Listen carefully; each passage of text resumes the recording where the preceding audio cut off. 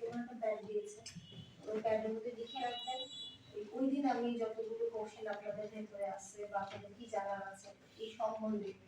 বাজার থেকে শুরু করে এটার মাপ, এটার এটা কোথা থেকে কিভাবে র মেটেরিয়ালসটা আসে, ইত্যাদি ইত্যাদি সংক্রান্ত যা আছে সেগুলো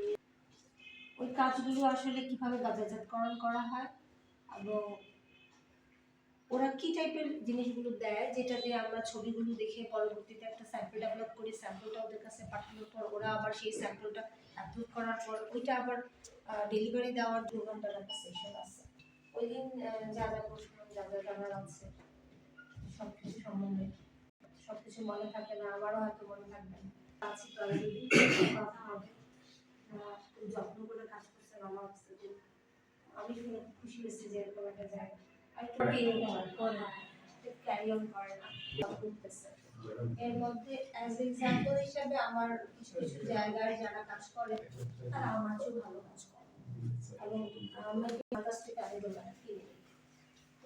যখন অর্ডার আসে। তো আমি চাই এরকম একটা জায়গা তৈরি করতে।